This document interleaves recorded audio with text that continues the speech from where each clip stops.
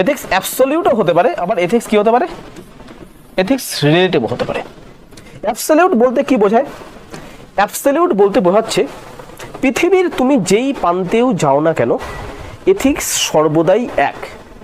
তো বলা হচ্ছে কতগুলো এথিক্যাল ভ্যালু রয়েছে, কিছু এথিক্যাল মূল্যবোধ রয়েছে যেগুলো সেম এভরিহোয়ার, সেম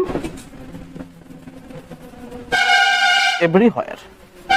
কিছু এথিক্যাল ভ্যালু রয়েছে যেগুলো পৃথিবীর সকল প্রান্তেই যেগুলোকে সমান মানা হয়, যেগুলোর মধ্যে কোনো পরিবর্তন ঘটবে না, এগুলোকে বলা হচ্ছে অ্যাবসলিউট এথিক্যাল প্রিন্সিপলস। যেমন কি